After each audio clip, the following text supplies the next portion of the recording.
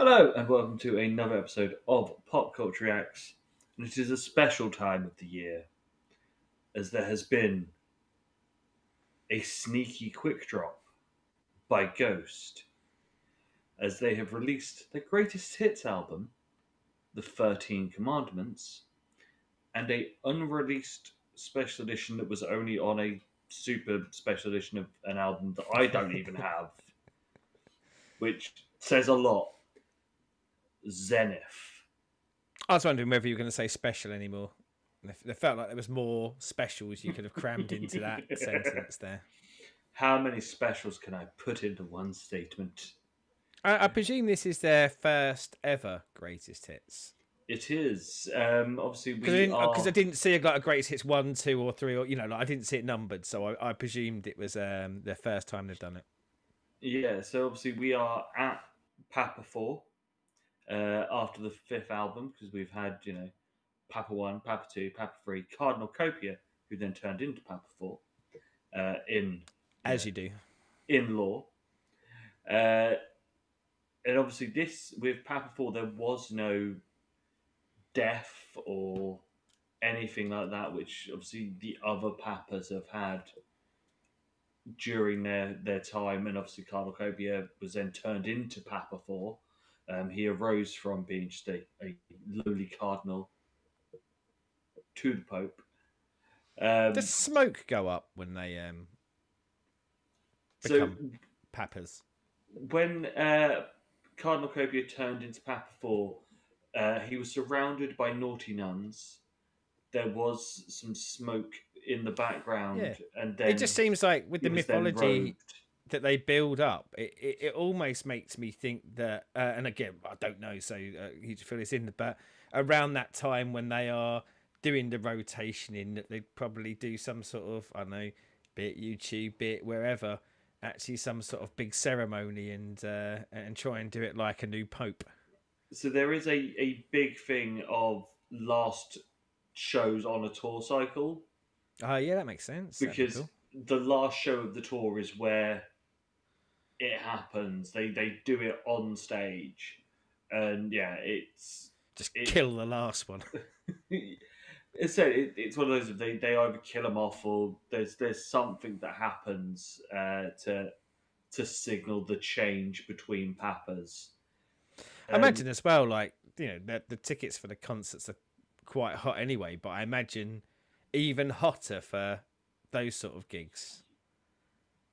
Almost like a difference between going to like a kind of a weekly wrestling show and a pay-per-view. Yeah, pretty much. Yeah. Is that feeling like you look at the tour dates, you're like, oh fuck, we're first, or yay, we're the end of the tour, we're getting something good.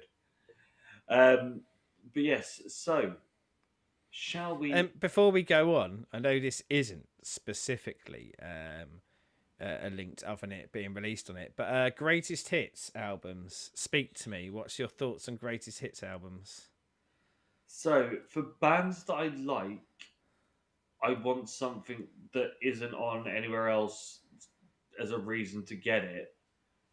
For bands that I'm near about and I like the hits, I will pick up a greatest hits.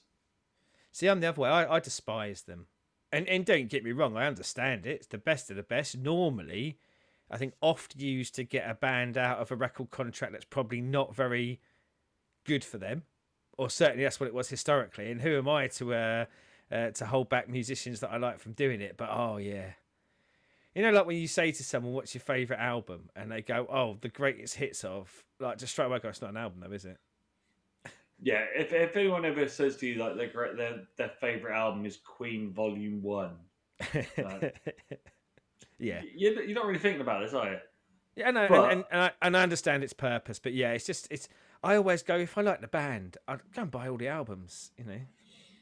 Instead, for me as a uber fan of certain bands, if there was a physical version of this and it had some bells and whistles on it, I'm mug enough to go, here, have my money. I guess I kind of get that. There's me saying support the band, go and buy all their albums. Then, I guess this is another way of supporting the band by going and buying all those albums. And also, what I said about like quite a handy trick in the past for bands to see off the last album in a record deal and probably make more money on their own stuff for the next contract. I'm also very suspicious about record labels when we come to this, of going, is this just your way to put your hand in my pocket yet again? Yes. It said I see the purpose of them in a way for certain bands. For me, as I said, it's like I'm trying to think of Social Distortion as a key example. I like about 9 of their songs, but they are on 6 different albums. Yeah, okay. But they're all together on one greatest hits, and I'm like, but I'll just buy that because it's got the shit I like on it. Also, I think serve less of a purpose in a streaming Spotify world, because you can just kind of go and listen to that stuff at any time. So maybe they really are a way to support the band now. Fingers crossed the proceeds are, at least some of it, going into the band's pockets. Yes. Never sure. Right, shall we see what Zenith is all about? We shall. So I only really know Zenith of Zenith St. Petersburg, so I presume it's not a song about the football team. So or the window company. This. I did wonder. There was something in the back of my head that said, "Was there a window company?" I'm glad you put the reference in, because I wasn't 100% sure. Right, let's do this.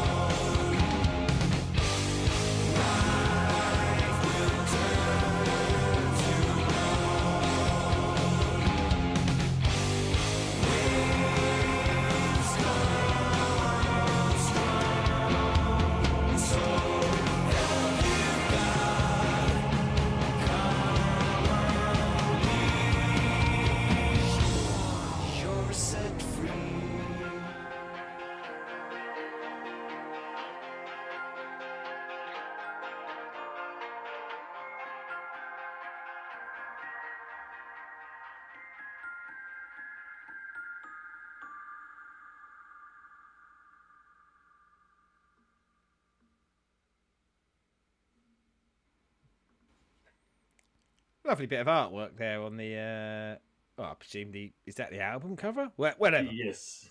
Not here to talk about album cover artwork, but I do like it. More of that, please, boys. A bit of Papa 2 there on the So cover.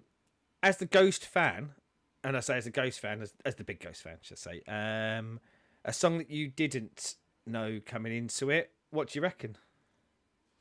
I can see why this was on or in the Meliora cycle, because it does sound of that period. I'm surprised this didn't make the album, because this is a fucking banger. This is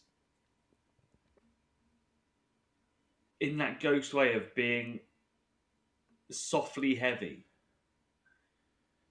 You know, when it hits fucking hard. But Papa's vocal over it just is quite delicate and soft and sort of almost nice in a way. A sort of, joyness come into the fold. But there's that nasty metalness to it underneath it of just to sort of keep the metalhead of you happy in there as well. I really like this. Well, we had a quick look before we started recording, didn't we, to see the kind of where the song come from, and that's where we found out that it was like a B-side and was done as an extra track on it. I must admit, in the quick looks, I didn't see anything that suggested why it wasn't.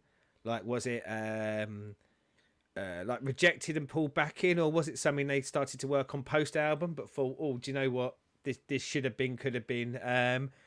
But it seems to be somewhat hidden away. So as much as it's on that album, like it said it'd never been put onto any streaming services before today, and like kind of looking around YouTube and things like that, there was this is the first sort of proper like official one, but I saw some random ones where people were playing the record and stuff like that. So like, from what I can see, this was an extra track on the super uber £200 vinyl version of the album.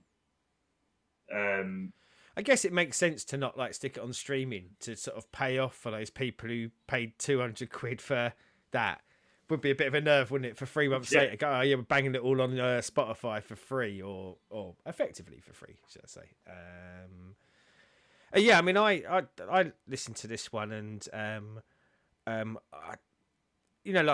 very up and down with Ghost, aren't we? I still don't see what you see. However, I think if every Ghost song was more like this, I would be seeing what you're seeing. I think this is probably instantaneously my favourite Ghost song we've ever heard. Square Hammer might fight back because it's got some really catchy is probably too reductive a term, but like really gets in your head. It but has the pop hooks. Yeah. This I really liked, and I think it's the when it goes dark, and when I say when it goes dark, like I think it's a nice level of dark, isn't it? It's it feels apt for what the rest of the song is doing, but it has a real tonal shift around the choruses. And the choruses I wrote down, I loved the chorus.